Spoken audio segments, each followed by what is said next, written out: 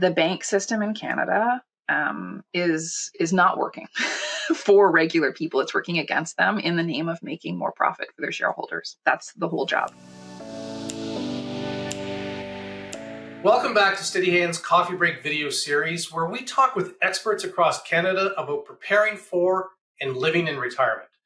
Today, we're diving into a topic that's as widespread as it is unfortunate, and I'm talking about the sales pressure cooker that is the retail operations of our Canadian banks.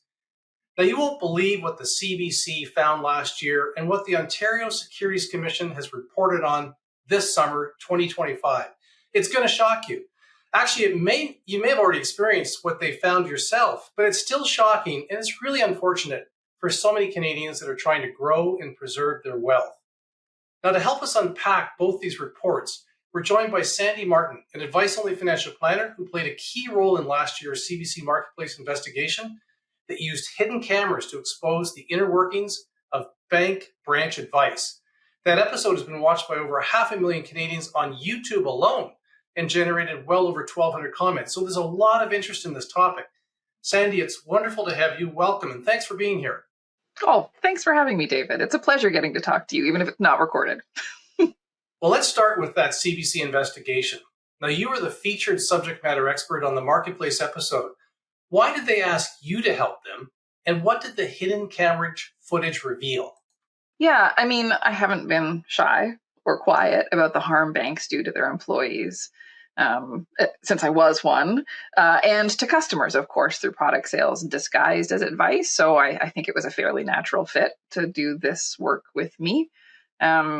And the footage honestly revealed, quite frankly, the same thing it revealed when Marketplace did an almost identical segment in 2014 and another one in 2017.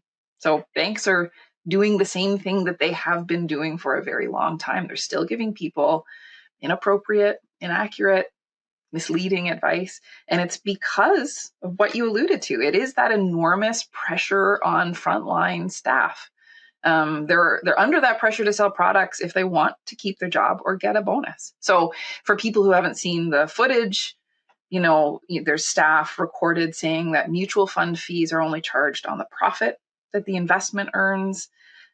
They've told someone who was that was the hidden camera person, but who was presenting a story that she was getting $50,000 as an inheritance. And they said, well, you should buy mutual funds instead of paying off what she also told them about, which is I have $17,000 in credit card debt at, 20% interest or something. So not great advice.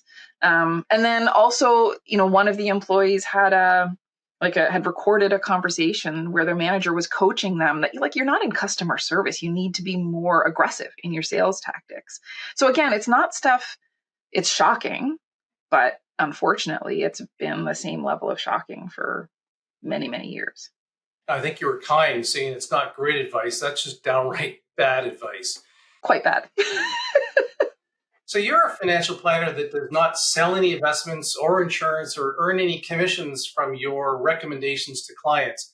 So you really have total objectivity in your advice.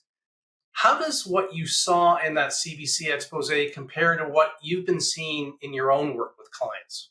I mean, what I see every day, and that's not an exaggeration in my work, is that the bank system in Canada is not working for regular people. It's working against them in the name of making more profit for their shareholders. That's the whole job.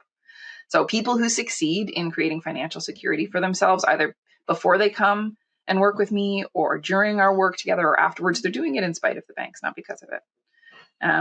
The people that I talk to have seen and felt the enormous amount of money that banks put into marketing to convince people to trust them. And it works on me too. And I worked in it. I have been a client of it. I don't do it anymore. And I actually operate in a very different way. But that message is so embedded. And frankly, everybody's lives are very, very busy. So it usually takes, what I've noticed anyway, an egregiously bad experience at the bank for people to really have their come to the light moment to realize that the bank is untrustworthy when it comes between, if they have to make a choice between profits and their customers, they're going to choose profits. So people come to me and my advice only colleagues, not just to me, of course, because sometimes they've had that the last straw, the bad experience. and they need to find something, and they've been kind of spurred on to find people like me, or they've already spent some time, like they've invested their energy into reading up on what the system is up to in the banks, and they've realized they can't trust that information. So it's most people come to me and to colleagues of mine because of what the banks are doing. So the banks are really my best marketing because they're not doing a great job. And you've worked both inside the bank as well as now outside the bank channel. So you've had these opportunities to shape your perspective around how advice is actually delivered in Canada. And you kind of alluded to the profit-centered focus of banks. But just how conflicted is the advice that Canadians are getting from not all bank advisors, but enough to make this an issue? And I think that's a really good point because I was one of them. I really did think I was a good person. I was trying to do the right thing. So there are good people with good intentions working on the front lines. And it is not really an issue about those people. It's an issue about the system. So in terms of the conflict, just setting the stage a little bit, like frontline staff are intentionally underpaid. And they're offered financial rewards to sell products that they are undertrained for. So already the system exists to create conflict for them because, of course, they exist to make the bank as much money as possible. I've been out of banking for 13 years now, so I have to do some mental math. 13 years almost. Honestly, almost every day I'm glad that I'm not getting pulled into my manager's office and reprimanded. Did you sell enough credit cards today? So the conflict exists, and it is largely invisible, I think, to not all the time, but to frontline staff. So the people who are giving the advice are giving conflicted advice, and they don't always know that they're giving conflicted advice. And we can talk about the results of the survey a little bit later on. But so upper management sort of twists itself into pretzels. So they're trying to incentivize this profitable product sale model, but they're also spending time going do the right thing for the client. And it feels very cynical. So when you're frontline staff, you're paid a salary and a bonus, and your bonus depends on how profitable retail banking for that bank as a whole is, and then that particular district and branch and all those pieces. So the way that they are compensated or rewarded or promoted or whatever is how well they do on their scorecard. And their scorecard tracks things like how many appointments did you have in the week? And you can't have too long of appointments. You can maybe have an hour appointment, but you can't spend more than an hour with any one client. So right away there's a conflict between how you're supposed to use your time and the kind of advice or the kind of time that you would need to spend with somebody to be able to give them good advice. So conflict one. You're also scored on how much volume you add to the branch's book of business. So how big of a mortgage did you bring into the bank?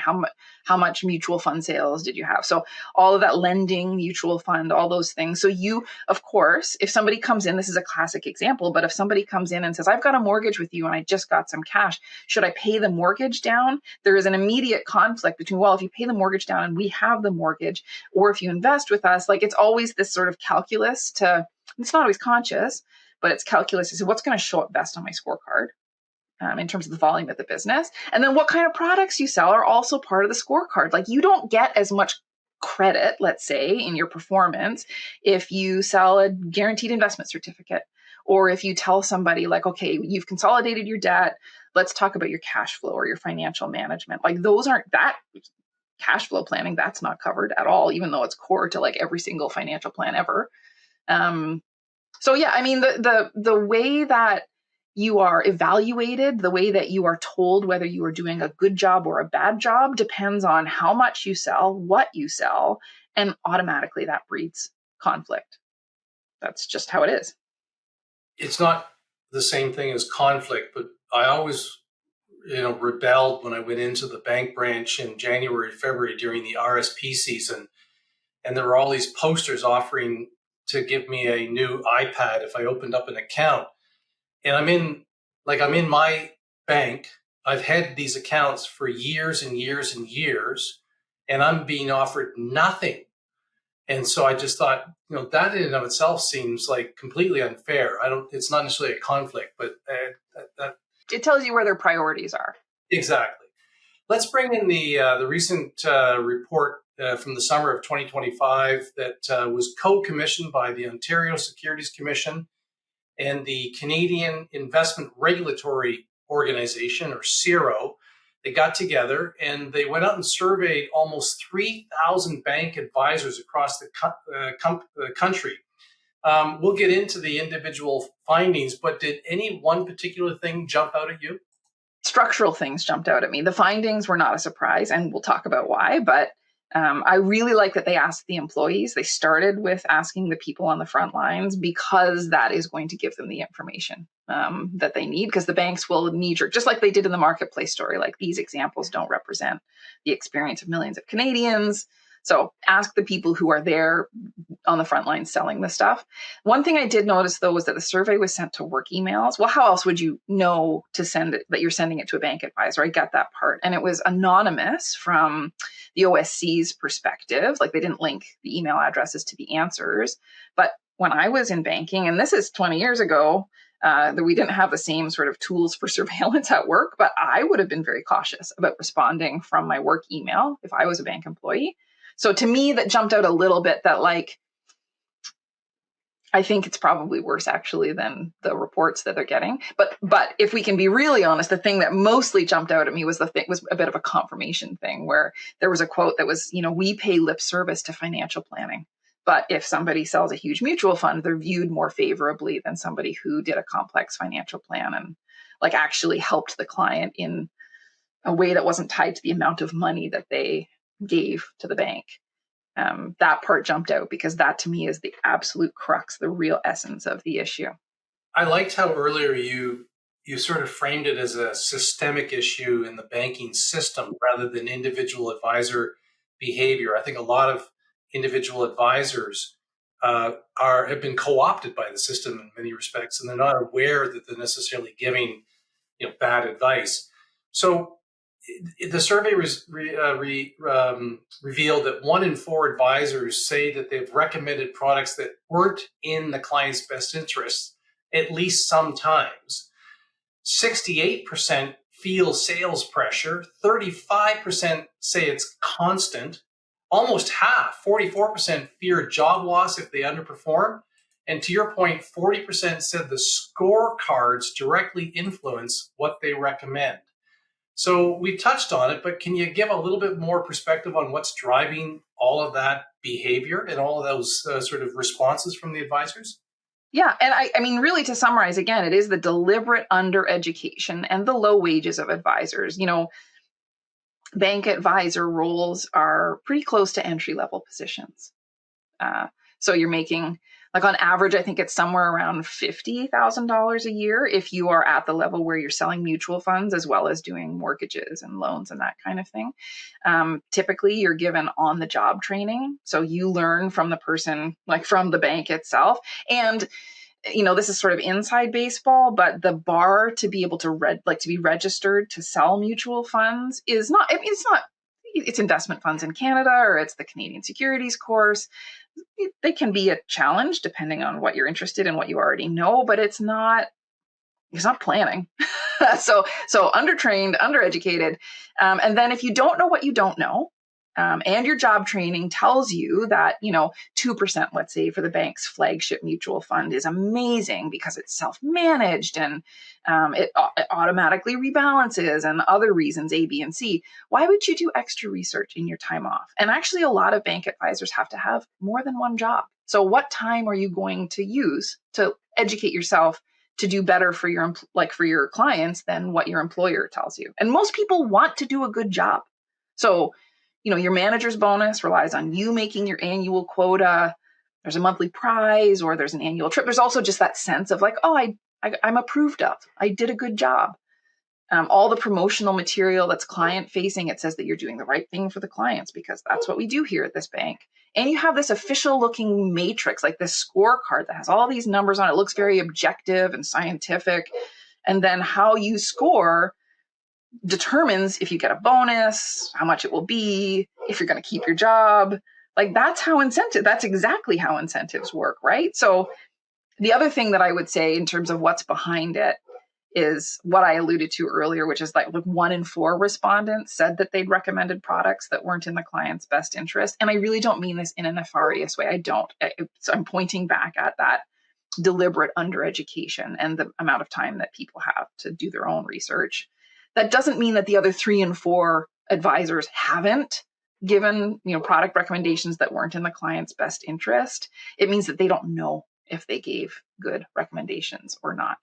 And that to me is the really scary part, that there are definitely advisors out there who think that they're doing the very best for the client and aren't, and have no way of knowing that they aren't unless they do some extra research on the side.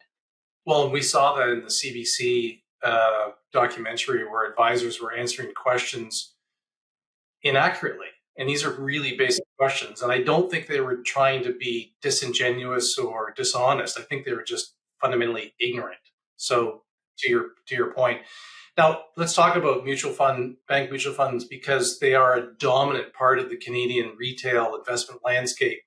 And the regulators in their survey found that 94% of bank advisors are only allowed to sell their own firm's funds.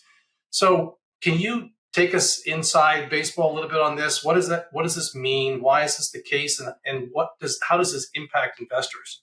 So I'll use a metaphor, if you will allow me. So I don't know anything about cars, but I do know I need a car that fits my very tall 3 teenagers and my tall self and my tall husband. And I know what my budget is, and I know how much I drive, and the kind of reliability I want. I know all the stuff that I want out of a car. I just don't know anything about the cars themselves. So if I wanted to go get a new car, and I wanted the car that is like the best match for all of those individual outcome requirements for me, am I going to go to a Kia dealership and say, what's the best car for me?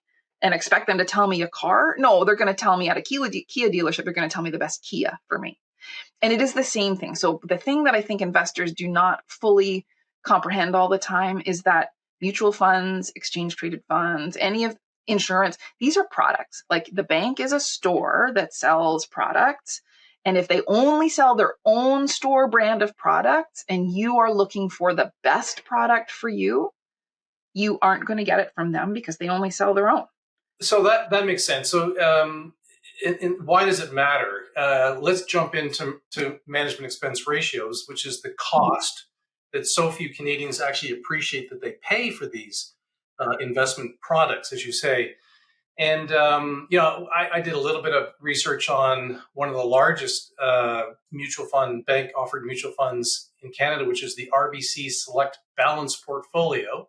It's actually Canada's largest mutual fund, with over almost $60 billion in assets, $60 billion in assets. And it has a management expense ratio of 1.94%, so just shy of 2%.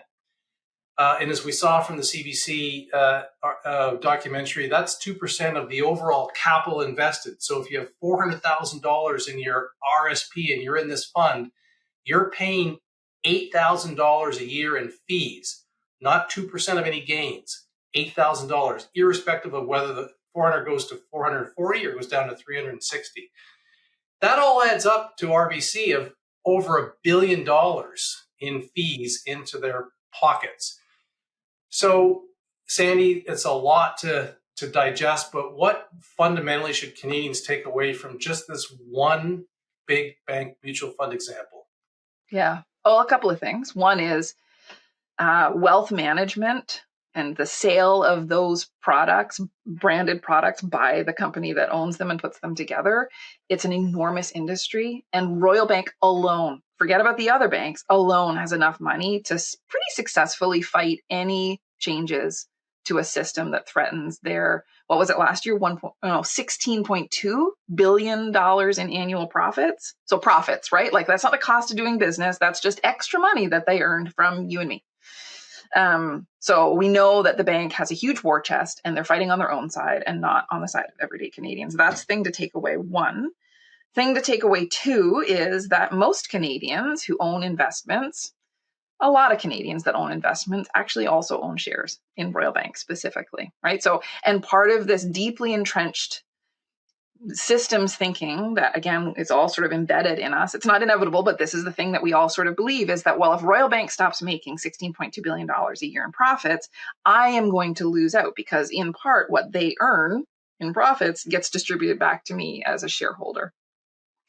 So here's another thing. You can fight a royal bank and not lose in terms of your own investment returns. There's lots of research into that. We don't have to go into all of that, but like that actually is not inevitable that if a royal bank loses, every other Canadian also has to lose. And then the last piece is, and again, what you talked about, right? Like the management expense ratio is the cost of owning the fund. That includes, hiring the manager to select the investments or managers, the bookkeeping costs, the marketing costs, all that stuff, right? Plus sales tax. So when you're buying anything, you have to ask if the price is right. And it's hard because it's expressed as a percentage, or it can be really obscure for people who aren't inside baseball like we are. So the thing to know, though, is it is not difficult. It's not even a little bit difficult to find a pretty similarly structured and invested and self-balancing fund that, again, it's almost identical to this Royal Bank fund, and it only costs 0.24%. So when we go back to is the price right? What exactly are all of those people who've put their money into that fund? They're paying an extra $1 billion collectively. And what are they getting for it that they're not going to get from the one that's going to cost them 0.24% per year? That's the thing I think people need to take away is, what are you getting for this cost that you're paying when you could get the same thing really for a huge amount of money less every year? I agree with all of what you've just said, but one of the fallacies in the way that we, even those of us inside baseball, continue to double down on is this notion that a 2% MER on that big Royal Bank Select Balance Fund includes 1% or thereabouts, supposedly for advice. So you do split that MER between advice and the investment product. And if you value the advice you're getting, you can get a cheaper investment product, that 0.24 MER ETF, for example, that index ETF that you're referring to, but you're going to do that on your own. So the real delta is, can I do this on my own at save an enormous amount of money, or is there a better way to get advice at a much lower cost? So let's talk about that. Let's talk about trust. And how can investors tell the difference between advice that's aligned with them, the investor, the Canadian, and advice that's ultimately driven by these sales scorecards? Yeah. So I'll say something really simple that's too simple, and then we can go a little bit more complex. But in essence, like if you are worried about getting advice that is sales driven, and you're asking for advice from someone who has products to sell, and where the sale of those products creates profit for the company, and that profit is shared with the person who's giving you the advice in some fashion or another, it is sales driven. It just is. So that's a really oversimplified way of talking about it. And the more true and complex, not that that's untrue, but the more complex and nuanced thing is it takes discernment. You can't really tell if you are not an investment expert yourself, or at least, brought yourself up to some level where you understand the terms and the logic behind the advice that you're giving. And why would you, in some cases, if you're going to the bank, because that's why you're asking for advice in the first place, you need to be able to evaluate if what you're buying makes sense for you. And then in terms of the advice component, it takes building discernment to know if someone is selling you investment counsel as a service and for which they should rightfully be compensated, or if they just have a really good sales pitch. And how do you know that for sure until later down the road? And how do you know it for sure until later down the road unless you collect evidence of the counterfactual of if I hadn't invested with this person, I would have done this, and that did better for these reasons. So it does become very difficult to know for sure. But something that I still use myself, and it's a metaphor any of my clients would be very tired of hearing because I say it all the time, but so what you're looking for is not an investment product. Nobody is out going like, I need an investment product. What they're saying is, I'm looking for financial well-being, whatever that looks like for that person. Your financial well-being is a house, let's say. And the financial products that you buy are the bricks or whatever other building materials. Like, clearly I'm not a construction expert. You don't buy the bricks for your house until you have the blueprints. So if somebody is trying to sell you an investment product or a financial product of any kind, and they don't either create a plan. So again, a plan for the outcomes that you're looking for. We call it a financial plan or whatever, but like something that says you want to be like this and get here, and money is the tool that you're going to use to do that. Here is the plan for getting there. And then here are the products, if they happen to also sell products, that will help you.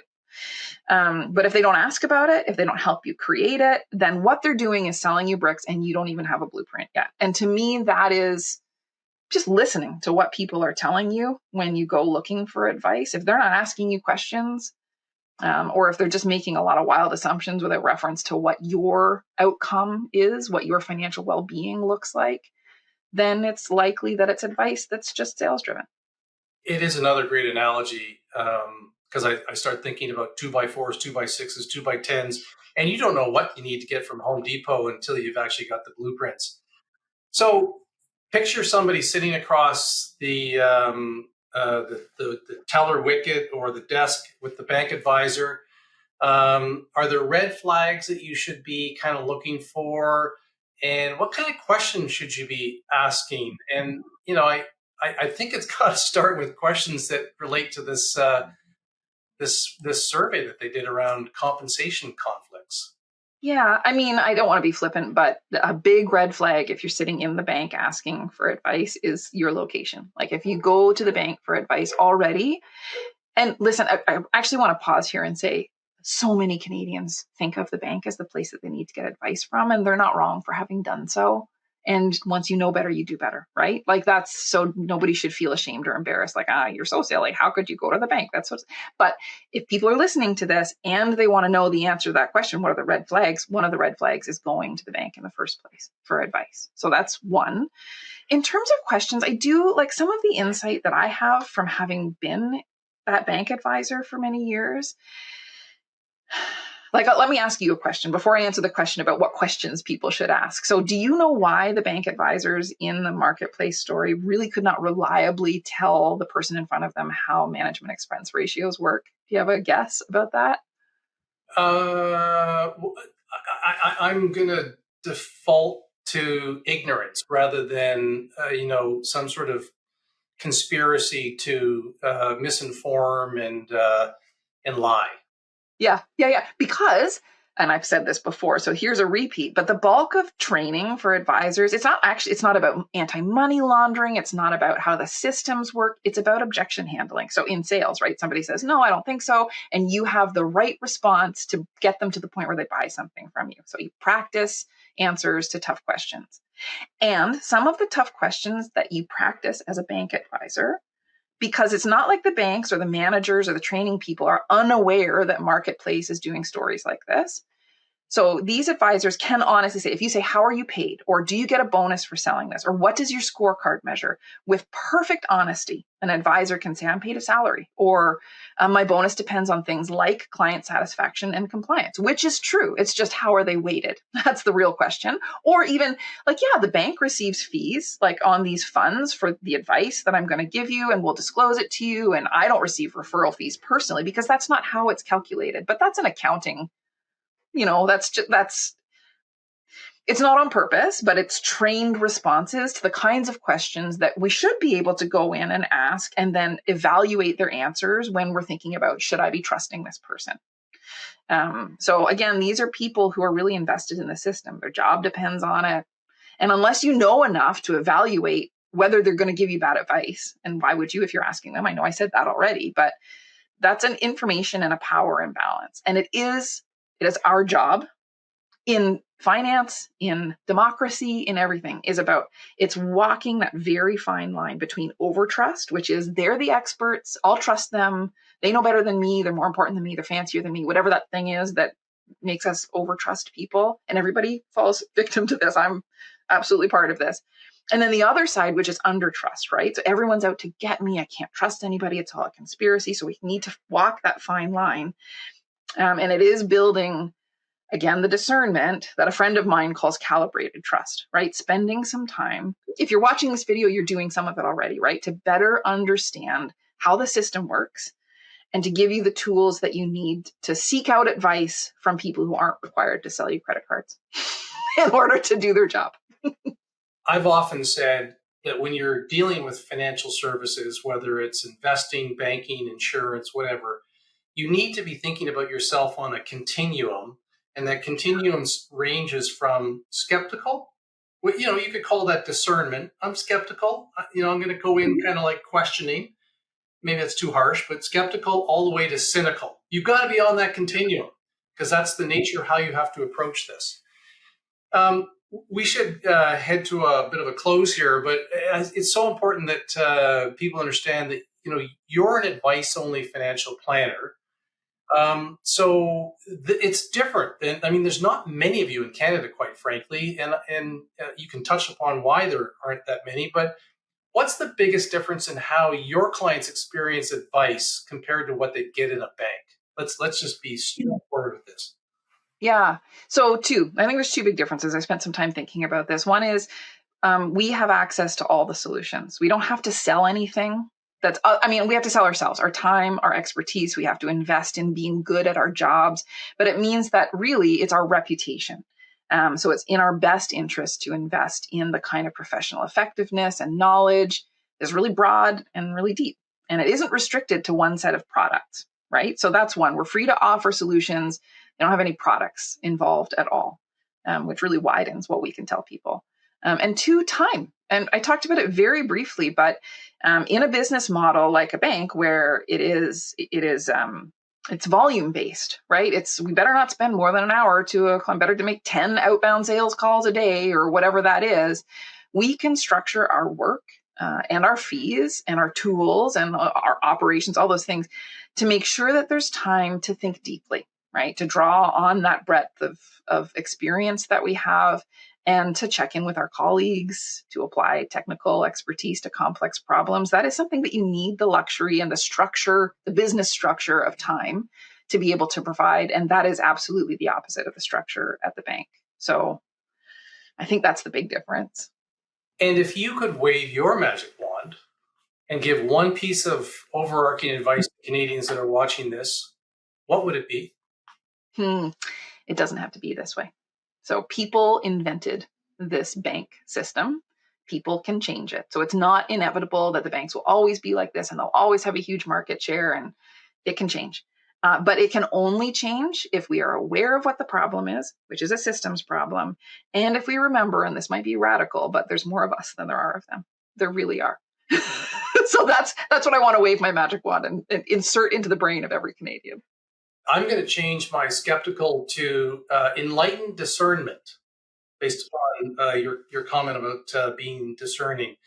Sandi, thank you so much. You've helped shine a light on what's really happening in the interaction between Canadians and our banks, at least as it relates to investing, and importantly, how Canadians can, in fact, protect themselves, to your last comment.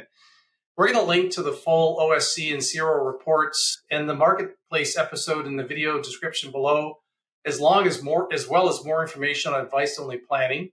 And if you're watching and wondering whether the advice that you're getting is truly in your best interest, ask questions. It's your money. You should not settle for less, as Sandi says. Thank you for watching. We'd love to hear about your bank experience in the comments below. And if you haven't yet subscribed to the Steadyhand YouTube channel, I encourage you to click the subscribe button and ask to be notified whenever we add new videos. We're striving to do that every week. So we'll see you next time, likely next week. Bye for now.